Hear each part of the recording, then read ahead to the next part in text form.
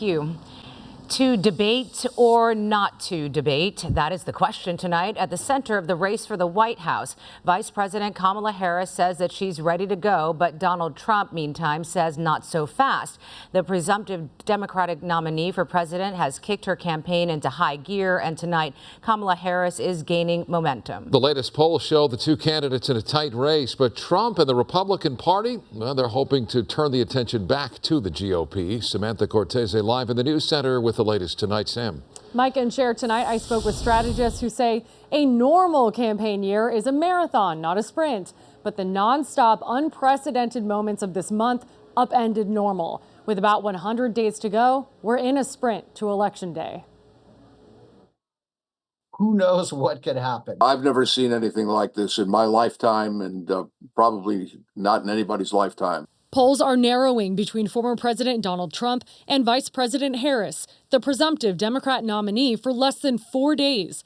Trump has a 2.1% lead based on 81 polls. The whole campaign is now compressed into 100 days. And we still don't know Harris's running mate. Zev Yaroslavsky spent 40 years as an elected official, made landmark decisions for Los Angeles. He predicts the Veep will pick her own VP with 3 qualities.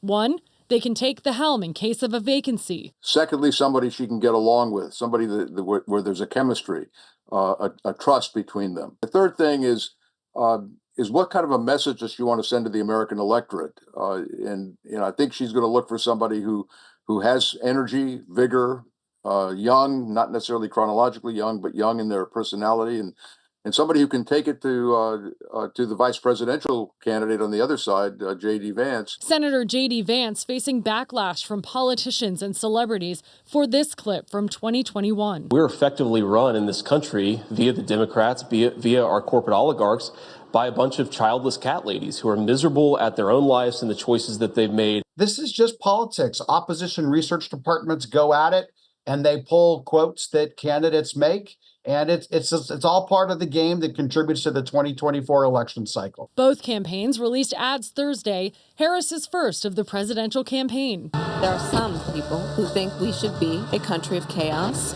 of fear, of hate. The nonpartisan GovTrack has rated you as the most liberal senator.